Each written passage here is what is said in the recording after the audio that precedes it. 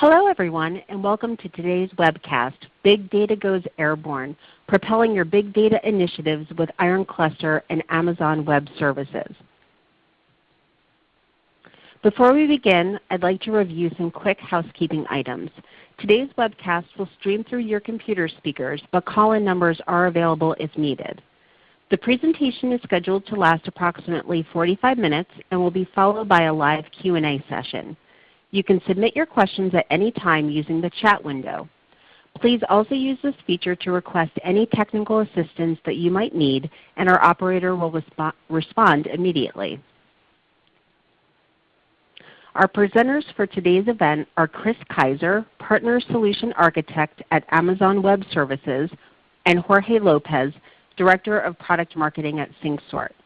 We will also be joined today by Greg Grubbs, SyncSort's Big Data and Cloud Product Manager, who will take us through a live product demonstration. On today's webcast, our experts will cover the cloud as a data platform, including an overview of Amazon Web Services, how Ironcluster and AWS can be used to address data processing challenges, a live demonstration of Ironcluster Hadoop ETL for Amazon EMR, and then we'll wrap up with a live Q&A. But before we get started, we have two quick polling questions to get a sense of everyone's experience level with regard to cloud. Our first question is, what is your experience using cloud solutions for compute and storage resources, otherwise known as infrastructure as a service? And we will give you a few seconds to answer that.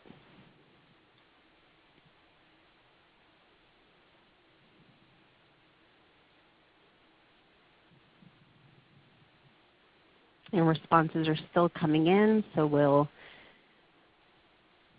keep this open for a few more seconds.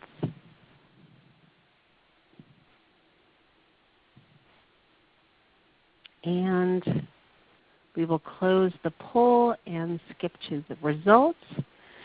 So at this moment, I would say between people who are in production and plan to deploy within 6 to 12 months are kind of the majority, but we do have about a third of the audience with no plans to deploy currently.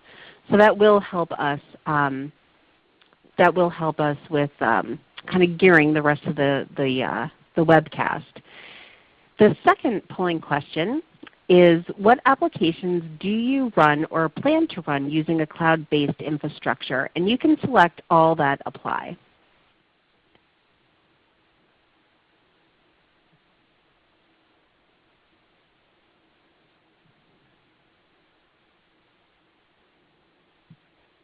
And just to clarify, when we say that you run or plan to run it, it can be your organization. It doesn't need to be you personally. And results are still coming in. We'll give this another 10 seconds or so before closing the poll.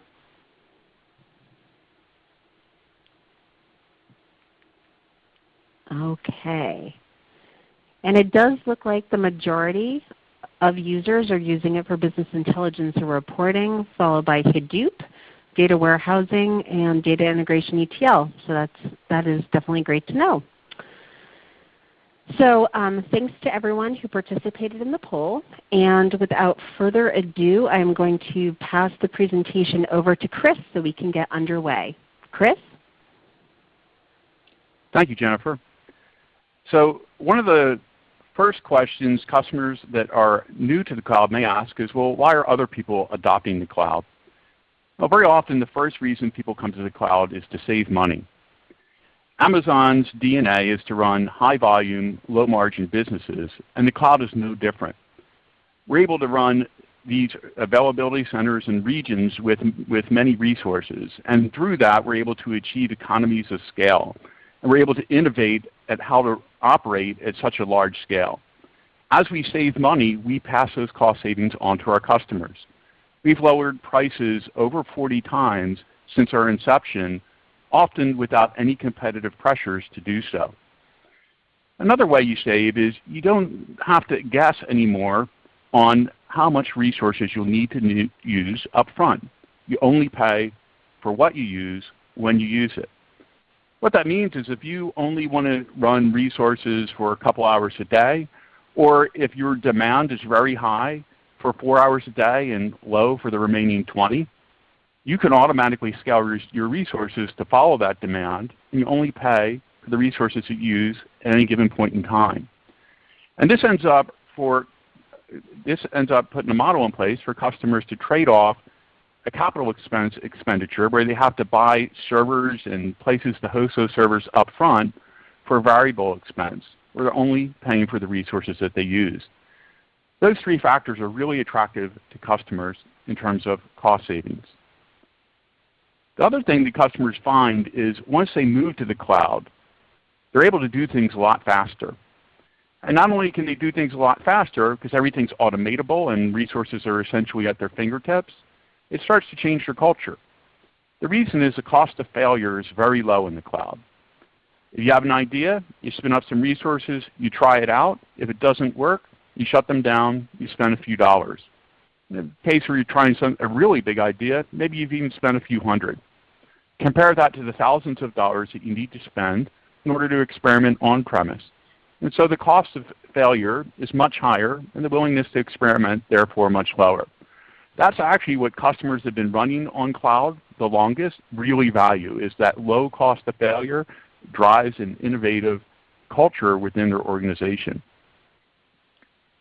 Security is job number one at AWS. We place security above all else with Amazon Web Services. And we feel good about the benefits that our customers have gotten around security with running on the cloud. We've achieved many different levels of compliance, and this also really helps our customers cloud at a lower expense. We have the fairly standard ones, SOC 1, SOC 2, ISO compliance. We have industry ones like HIPAA. We've also achieved a number of different government certifications, including ITAR, FISMA, and FedRAMP. And by building on AWS, your cost of achieving these compliance certifications is lowered drastically because you really only need to do compliance at the application level. All the infrastructure compliance has been taken care of for you. Amazon Web Services operates globally across 10 regions throughout the world and 26 availability zones. Think of availability zones like data centers. Every region has at least 2 availability zones. What that means is you can build high availability applications that are cross data center very easily and very inexpensively. Anyone that's ran a global infrastructure knows it's a very costly undertaking.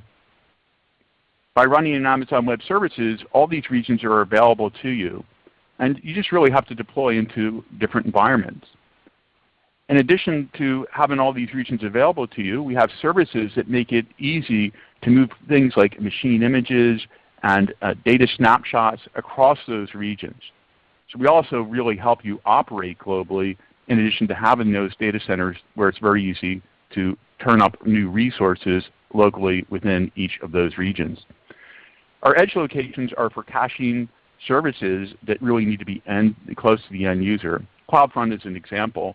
It's an edge caching service, and we have 51 edge locations throughout the world. Other services like our DNS service, Route 53, also use those edge caching capabilities. When we built Amazon Web Services, we knew our customers weren't going to just day one shift everything into the cloud. In fact, we knew that a lot of customers may choose to operate certain systems on-premise for a very long time. And so it was absolutely essential that we have a good integration story between on-premise resources and cloud resources. When we think about integration, we really think across the entire stack, all the way from the essentially physical infrastructure up through operating your applications. We have a capability called Direct Connect, which allows you to connect your corporate data center directly into one of our regions across a high-speed interconnect of 1 or 10 gigabit increments. That gives you an ability to operate at a very low latency and a very high speed directly interacting with your resources within a region. On top of that, we have virtual private clouds, which is a container essentially that you manage. You control the IP address spaces, and you control firewalls and routes and all the normal things you would think of. And then we also have areas like fine-grained access management rules. You can federate that with your Active Directory infrastructure. And then services to run your applications, like managed databases and data warehousing and applications. So we thought about integration. We really thought about how would this happen up and down the entire stack. And this diagram illustrates many of the services that Amazon Web Services have. So we really have a complete platform. There are even some services that aren't listed on this particular diagram. And a good way to think about it is in terms of layers. At the bottom, we have those physical regions, availability zones, and content delivery points of presence. And on top of that, we have building blocks for you to build applications, compute, storage, and databases. And you can manage the networking that surrounds those through your virtual private cloud, and you can connect directly from your corporate location into those resources using Direct Connect. Or you can choose to connect over the internet. You don't have to use Direct Connect. And we also then have a routing service, Route 53. On top of those networking services, we have what we call finished services. These are services that we manage on your behalf. You just really use them. We have those in the areas of analytics and application services. Things like Elastic MapReduce, which is a managed Hadoop cluster, and Redshift, which is a managed data warehouse. We then also have messaging services and queuing services and email services and workflow services. So all these are things that you can use and you can access without essentially having to worry about managing scale, redundancy, or failover.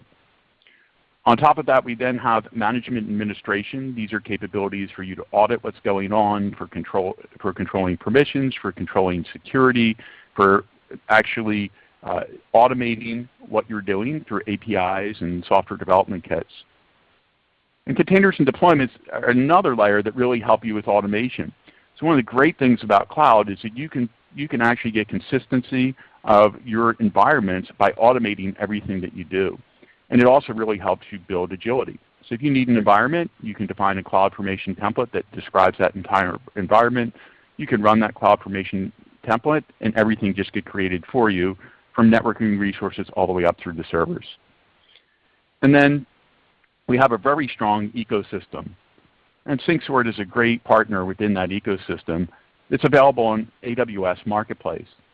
Marketplace is a place where our partners offer their products, and you can choose to buy those products within that marketplace, and with one click, have those products up and running. So that really demonstrates the power of the cloud, that you can actually have that full deployment, and you can pay for those resources as you go.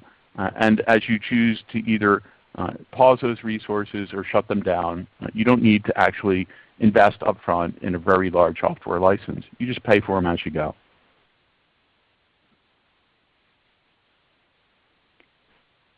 We also realize that customers want to run many different workloads on Amazon Web Services. And so we have classes of families, and these are just different classes: general purpose, compute optimized, storage and IO optimized, memory optimized, and GPU enabled. And then within each of these families, we have many different variations of sizes.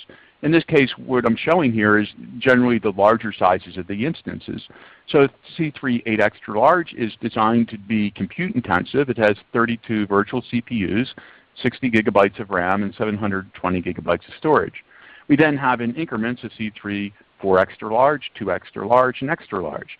So you can buy these within each family, also different sizes.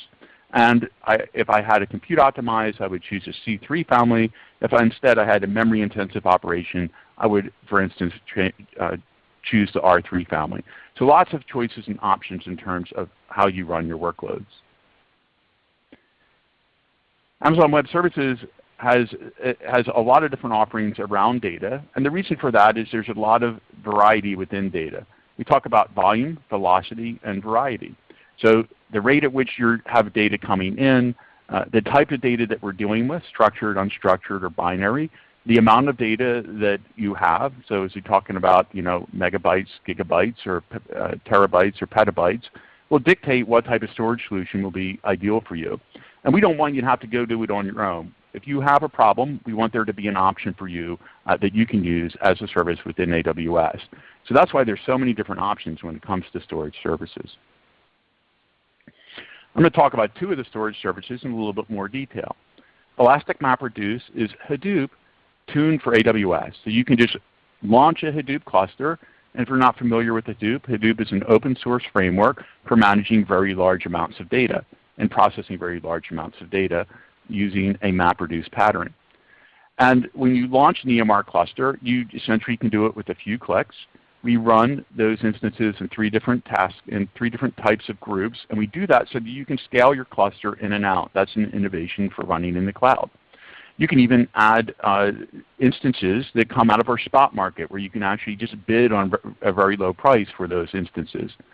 And then the cluster integrates really well with AWS data services like Redshift, S3, and DynamoDB. Another offering we have is Amazon Redshift, which is a petabyte scale data warehouse available in the cloud. Few clicks and you can launch an Amazon Redshift cluster. So it's a columnar-based clustered solution. You address it via SQL endpoint, that has a leader node which stores the metadata, and it coordinates execution across all of your compute nodes. Operations are done in parallel across all those compute nodes, everything from querying to loading data to backup and restore. And by using that and also optimizing for I/O, Redshift can achieve very large sizes, up to 1.6 petabytes. There's also two different types of nodes offered. One is a compute-intensive node that's SSD-backed and has a higher ratio of memory and compute to storage.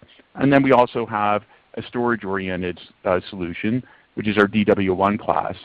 In that case, you can store massive amounts of data and process massive amounts of data in your Redshift cluster. And with that, I want to go ahead and pass it to Jorge to talk about SyncSort's great integration with AWS. Thanks a lot, Chris. So as we have seen, Amazon Web Services allows you to instantly provision a great platform that allows you to manage and process large amounts of data. And this can be done with or without Hadoop. This is a huge step. However, there's more to the story. Then after you have all the infrastructure, then you will have to install and configure the right tools or the right software to allow you to get the maximum out of it.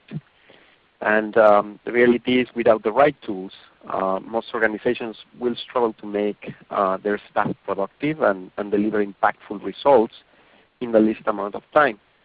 For example, collecting, processing, and distributing data for valuable analytics could require you writing hundreds of lines of SQL, and in the case of Hadoop, even writing Java, Pig, HiveQL, and more. So another aspect of it is that coding is an iterative process. You need to constantly tune for performance, and it offers limited reusability. This means every time something changes, like when there's a new data type or when users request a new column or a data source, you will need to rewrite a lot of code. And that's why we developed Ironcluster. Ironcluster is the first and only pure-play ETL solution available on the AWS marketplace.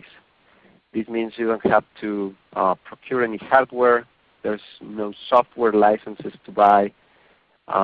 Everything you need is basically ready for you to start processing data. And depending on your data needs, you can choose from 2 versions, Ironcluster ETL and Ironcluster Hadoop ETL. So let me tell you a little bit about each of them. Ironcluster ETL provides a full-feature ETL environment that allows you to extract, transform, and load data in the cloud. With Ironcluster ETL, you get all the connectivity to virtually any data source. This includes relational database management systems, HDFS, of course, Redshift, S3. You can also design ETL jobs graphically, so you don't have to write a SQL and tune it manually. Now, this means you can think of Ironcluster ETL as a standalone ETL server, and you can pick from the EC2 instances that suit your needs. As Chris mentioned, there's a whole variety of instances. And one of the unique things about Ironcluster is that it has an ETL optimizer. And the optimizer will look at available resources on your specific instance, such as CPU, memory, I/O, and it will take that at runtime, select the best algorithms to execute the task at hand. And what this makes is that it will ensure you will always get the maximum performance with minimum resource utilization. And that's one of the things that makes it ideal for the cloud. Now, if you're looking at Hadoop, then you may want to look at Ironcluster Hadoop ETL. In this case, Ironcluster runs as an integral part of the MapReduce framework within Amazon EMR. And why Hadoop? Well, Hadoop is quickly gaining acceptance across all industries as it can store, process, and analyze extreme data volumes at a very low cost. I'm not surprised to see during the poll that Hadoop was among the top use cases for the cloud. And again, one of the key use cases for Hadoop itself is ETL. If you think about it, Hadoop offers great batch processing capabilities and very cheap storage. And the issue is procuring, deploying, and maintaining a Hadoop environment is not for everyone. It can be a very daunting task. First of all, you need to set up the entire cluster, from getting the right hardware, the network connectivity, the disks, and then installing and setting up the software. As Chris mentioned also, another challenge is capacity planning. How do you know how much capacity you need? How much hardware you should buy? What setup will give you the optimum performance? And then you will need to overcome a steep learning curve with too many tools to learn and lots of manual coding. Again, Java, Pig, Hive, and more. So these hurdles can slow you down significantly and offset some of the potential savings of Hadoop. Now, with ThinkSort and Amazon Web Services, we offer a much better approach. First of all, with Amazon EMR, you can instantly provision a Hadoop framework running on Amazon Cloud to perform all these data-intensive operations. This takes away all the uncertainties, all the hurdles that we mentioned before. And with Ironcluster, you get all the tools you need to get productive with Hadoop very quickly. You can execute common tasks such as processing clickstream data, web logs, change data capture, lookups, hash joins, and more, all with just one tool and without the need for any manual coding. Now, more specifically with Ironcluster, you can, again, have all the connectivity you need to access data from many sources. This includes, again, social, of course, cloud, XML, Redshift, S3. You can also create sophisticated MapReduce jobs without the need for highly specialized skills, and you do so using a graphical user interface. You can accelerate existing MapReduce processes written in Java, HiveSQL, or Pig to get faster throughput per node. So this means if you already developed something manually, even if you didn't develop with Ironcluster, we can still optimize some of those processes. And one thing that is unique about Ironcluster is that it doesn't generate any code. It doesn't generate Java, Pig, or HiveSQL. It doesn't need to compile, and doesn't have any tuning or coding maintenance requirements. Now, one of the best things is that Ironcluster is free. there are no charges for the Ironcluster software itself.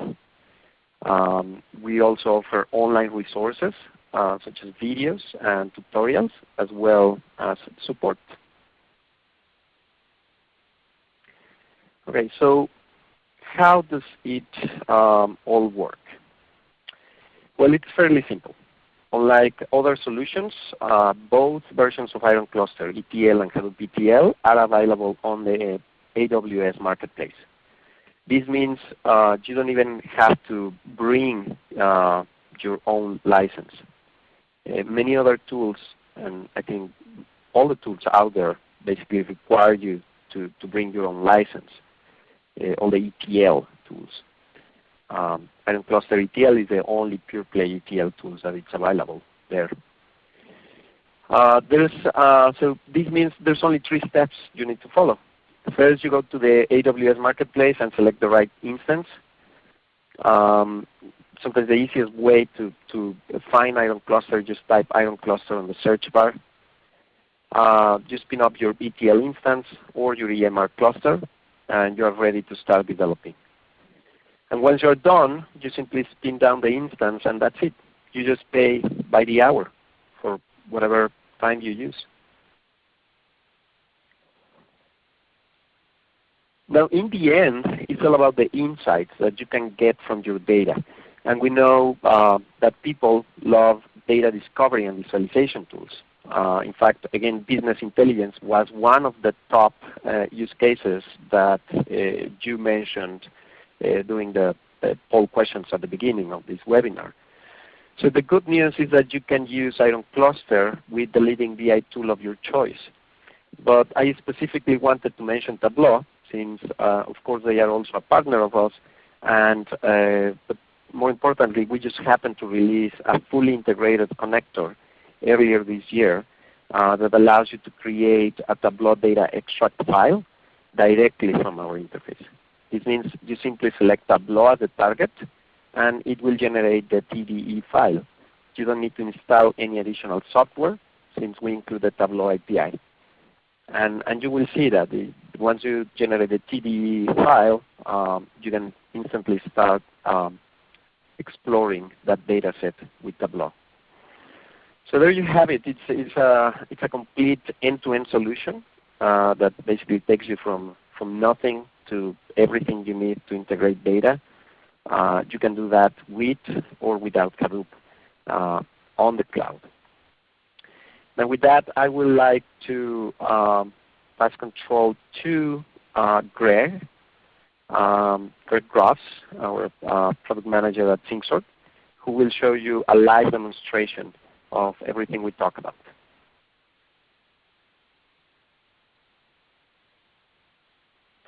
Thank you, Jorge. Yes, my name is Greg Grubbs. I'm Product Manager for Cloud and Big Data Partners at SyncSort. And we're going to show actually the experience and give you a taste of using Ironcluster for EMR. Let me get over to how we start. So, as Jorge and Chris had said, everything starts off in the AWS Marketplace, and you can simply go and search for SyncSort or Ironcluster, and you have several options. There is an ETL-only option that we're not talking about. That's kind of a single server type of option that you have, and then several options on EMR. So when you do this, you'll actually spin up a cluster or an EMR job flow that will stay in the waiting state, which means that you can submit jobs at will and choose when you tear that cluster down. What I want to point out is probably the most important portion of the page would be the resource section. There's a number of videos. The user guide is very complete, and I encourage everyone to go ahead and join the support community to talk about any kind of challenges or types of problems that you want to solve with Ironcluster. So the process is simply to click the Continue button, which gives you a page where you can choose the type of cluster and edge node that you want. And actually, this comes with a Windows instance as well, so that you have the development environment ready to go without having to install the client on your local station. So you have the options to choose what type of instance for the edge node and whether or not you're using a VPC, security groups and so forth, and whatever key pair that you tend to use for Ironcluster. Now, sort of like I had said, this is a bit of a taste of Ironcluster. So like a cooking show, I already have a cluster up and running and have prepared some things in advance. So the types of instances that you have is you have a Windows instance that gives you your development environment, and then you've got your master node and however many core nodes you have, and then the edge node that you use to submit the jobs. And the way you start, and again this is all in the training videos as well, is you will connect to your Windows instance using remote desktop. And you'll end up at the desktop with a number of icons. So one thing I want to point out is that it's called Ironcluster, but you'll also see the term DM Express, because this is kind of the overall name for the product that you'll actually use to develop with. So you start out with the job editor, and this is the very simple graphical development environment for ETL types of jobs. What I'm going to show today is this Sessionize and Load Tableau. So we'll connect to our ETL server, and we have a job that is comprised of two parts. This first part is called Session Web Logs, is a MapReduce job that will take a set of Apache web logs and attempt to determine user sessions. And I'll explain that in a moment and go into it. And then it will pass the result on to this Load Tableau set, which will create a Tableau data extract for us. So let's look at the sessionizing job first. Basically, this is what a MapReduce flow looks like, and we have a large number of examples that are prepared for you already. I'm actually going to show you where those are. On the root directory of the edge node, there's a directory called UCA. This stands for Use Case Accelerators. And there's a large number of types of, you can consider them as business process templates for what you do on MapReduce using Ironcluster. So there's a file-based change data capture. There's various mainframe versions of that. There's our old friend word count, weblog aggregation, and we're continually adding to that set of use case accelerator templates that you can start out with and modify for your own purposes. So what you're seeing here is that this MapReduce job is comprised of a mapper section and then a MapReduce link. This map and reduce is a special sequence that says, okay, the logic in the first part of it will happen in your reducers or as reducer logic, and then the second part will happen as mapper logic. So that's part of the efficiency you get with Ironcluster, is that you won't get the unpleasant surprise when you go to run it that it turns into 5 chained MapReduce jobs. This single Ironcluster MapReduce job will run as a single Hadoop job as well.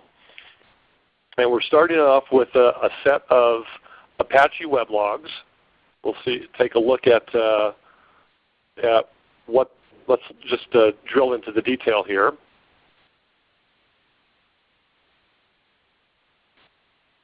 And I will log on to our server. So we start out with something that you're going to aggregate, copy, join, merge, or sort, basically.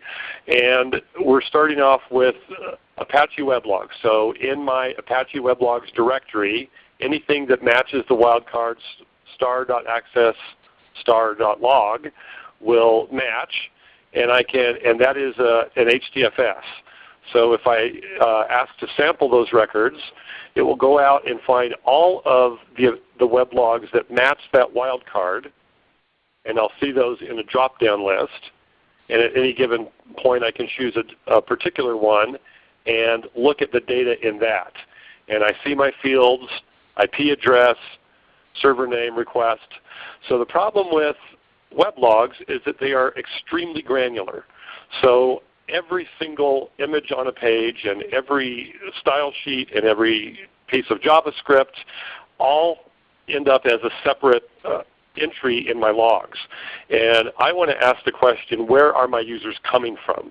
What are they actually doing? So the purpose of this job is to determine exactly that. So it will aggregate and roll up the weblogs by user IP address within a given time frame, say 45 minutes or so. And then it will create the roll-up that I can use for Tableau to display where those sessions are actually happening. So in order to do that, the reducer logic will sort by IP address and timestamp, and then roll it up by session as the session is assigned in this sort task. So in order to run that, just a matter of clicking the Run button. I'm already connected to my server and choosing that I don't want to run it as a single server job, although I can. I want to run it on my Hadoop cluster, and then it submits the job to the cluster.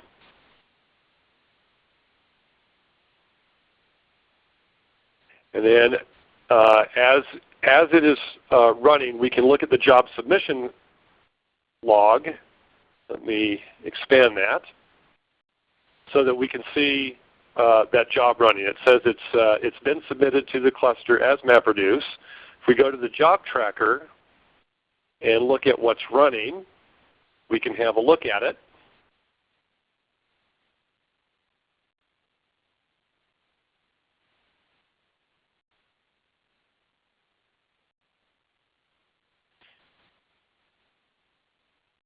So this is a standard Hadoop job, but when those mapper tasks that have been slotted, there are 71 tasks for this set of weblogs that are running. Those actually will call the Ironcluster engine to do the data processing, the same tasks that we specified in the job editor before.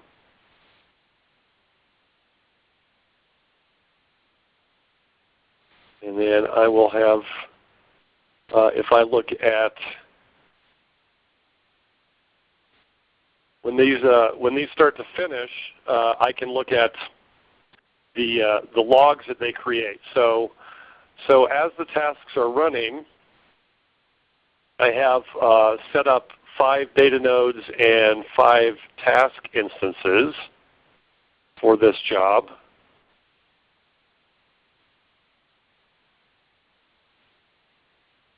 And some have already finished. So let's take a look at the logs. So one of the mapper tasks here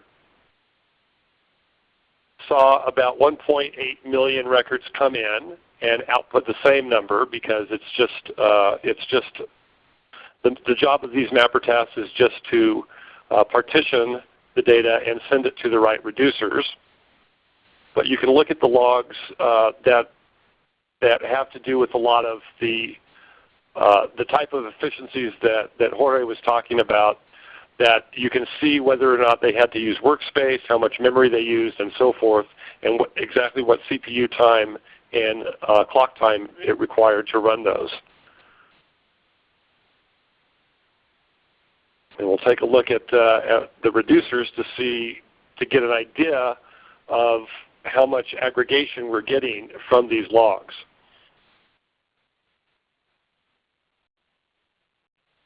I think we've had some questions about, for instance, connection to databases and so forth. This example is entirely file-based, but sources and targets can be either files or database connections and so forth. So this particular reducer task that we're looking at saw a little over 11 million records come in, and this first task assigned session IDs based on sorting by IP address and time. And then the second and final reducer task within our flow went and aggregated those 11 million to approximately 108,000. So that's a pretty good roll-up we got from that. Go back and see how the job is faring.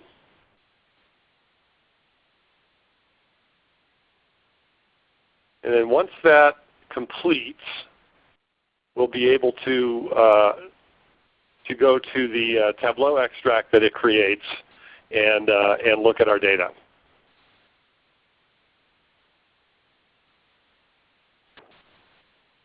And again, the job log says here that it's succeeded. Let's see quickly what we actually processed. This is the job submission log that you see here.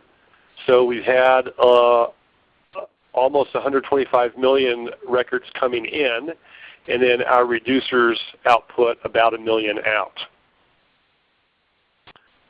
So because I would need to transfer the Tableau data extract in order to view the data, I've already done that part and copied that over. So let's open that in Tableau.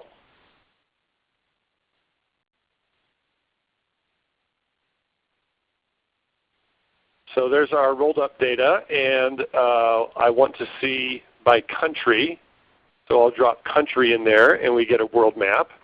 And then the count of sessions that came from each country is my other dimension I'm interested in. So let's colorize that. And we can probably do a little bit of filtering here. There are some countries that don't, or some sessions that did not have a country assigned. And just rolling over countries, we can see how many sessions came from each place. So that's a quick usage of Ironcluster. And we've got a large number of resources available. Let me pop some of that up on the screen again for you. Remembering that we've got our setup videos. I have on my channel on YouTube that I had on the previous slide a number of setup videos for Ironcluster on EMR and the resources on the Marketplace page. So that's the quick taste, and we can turn to questions now. Great. Thanks, Greg, Jorge, and Chris. This is a lot of great content. So we have about 15 minutes left, and we'll now begin to answer some of the questions that we've received throughout the presentation. And as a reminder, if you do have a question, please submit it in the chat window, and we'll do our best to get to all the questions before we end. For those questions that we do not get to answer on the line, we will follow up with answers via the email address that you used for registration. So let's turn to some questions. So one question that we have came in, I believe, while Jorge was speaking. And I guess this could be answered by Greg as well. Once you spin up your EC2 instance, do you need to install Ironcluster? Sure, I can take that, Jennifer. No, Ironcluster is installed already. When you there's a set of instructions to specify exactly how many nodes you want to bring up. For instance, I might choose the 10-node option from the Marketplace, but choose to spin up only 5 nodes. That's entirely under your control. But when those nodes come up, Ironcluster is already installed on them and ready to go. Okay, great. This one is for Chris regarding AWS. So how does Redshift deal with failures? Thanks, Jennifer. So Redshift, behind the scenes, is managing the cluster for you, and it actually, when it creates the cluster, will have redundancy in its storage on each node.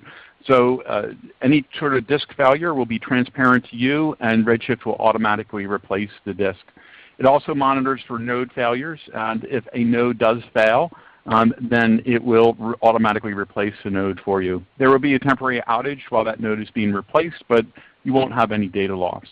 The other thing that Redshift does on a continuous basis is it actually backs up all the data into S3. S3 is simple storage service, and it has 11 nines of durability. So you can always be assured that even if you lost your cluster, that you'll be able to restore your cluster back to its previous state off that snapshot. So that is actually one of the real benefits of running Redshift, is its ability to heal itself if in the case of failures. Great, thank you. This question came in during Greg's demo. So the question was, does it use ClickView as well from a compatibility standpoint? So I guess is Ironcluster compatible with ClickView? Yeah, I can take that. So basically the integration that we provide with Tableau is that we actually ship the Tableau API with it, and that allows you to basically generate the TDE file directly from Ironcluster. So you don't need to import that file or that data set in any way. With Tableau you can just directly open it. Now with ClickView, there's nothing that will prevent you from using Ironcluster with ClickView, except you will be, and this is something that customers do, not just with ClickView, for any BI tool. You can just prepare all the data, bring all the sources that you need, and take a lot of the heavy lifting in joining, aggregations, sorts, so that your data set is complete. And then you could import it with the BI tool of your choice, the same way that you will basically import it directly from the database or from any other source. Okay, great. This next question came in during Chris's presentation, and unfortunately I don't know exactly where it came in, but hopefully we can figure it out. So the question is it meeting data residency regulatory compliance needs?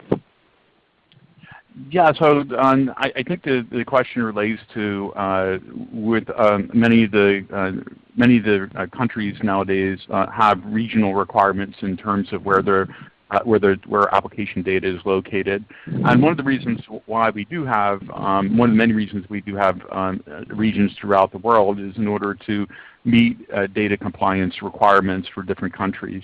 And we're always listening to our customers for where we should expand next as well in terms of regions. But we do, for example, have a data center in the EU in Ireland, and so if you have requirements around data locality in the EU, you can place your data there. We won't move data out of a region without essentially your directive. So the types of cross-region capabilities I was talking about, they are fully under your control. And if you don't want to move data out of a region, we will not do that for you. So we do have the ability in many cases to meet the data compliance requirements for our customers. It's a pretty nuanced question because there are a lot of different regulatory compliances out there, and it is one of those ones we need to do on a case-by-case basis, but definitely an area that we're focused on really helping our customers with. Great, thank you. This question, I believe, is for the SyncSort team. Does Ironcluster use native Hadoop sort algorithm or SyncSort's sort algorithm? What is the performance improvement? Yeah, that's a question. We are both eager to answer. Go ahead, Greg. Okay. It's a great question, and it's related to another question we had. So SyncSort made a very large, significant contribution to Apache Hadoop, and that was specifically around being able to override the sort steps in Hadoop. And where I showed the mappers taking place and the reducers, that is actually happening in our case at the sort steps. So we do replace the sort steps for our own processes, and it is it is very efficient and very fast. As far as ETL types of processing, we'll see several times improvement in the overall processing, but it can also be used to accelerate existing MapReduce processes. For instance, things that you kick off using Hive. You can choose to have the SyncSort be used instead of the native sort. Okay, great. Thank you. This one is for Chris. Is there a performance penalty for accessing the data on S3 from EMR? Yeah, so simple storage service is again, this is our object store, and you can store lots of data in there. We have well over 1 trillion objects and over 1 million transactions per second at peak. Well over 2 trillion objects stored in S3. So, excuse me. With the EMR optimization, it actually accesses those objects in parallel in S3. And depending upon your workload, there may be no performance degradation compared to running on HDFS. And in the case of, in some cases, depending upon how data is movement, there could be a slight penalty. One of the things that really surprises our customers is how efficient that data movement out of S3 is compared to HDFS. And we have very large customers, for example, Netflix, that have talked extensively about how they use the data stored in S3 as their single source of truth, and have the ability to create and take down EMR clusters, essentially only paying for when they actually process that data. So it is a great capability and a differentiator for Elastic MapReduce.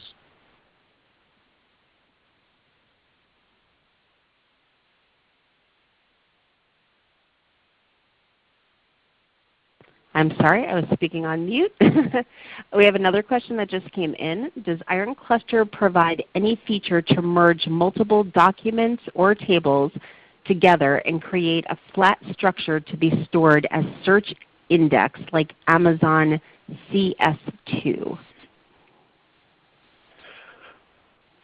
Yeah, so this is Greg. In a general sense, basically, you have the ability very easily to merge all kinds of different types of file and combination of database records and files.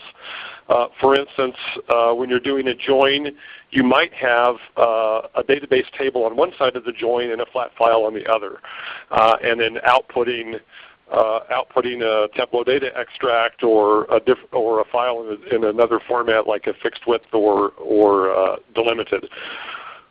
So in a general sense, the answer is definitely yes. I can't answer specifically about CS2, simply because I'm unfamiliar with it. Okay.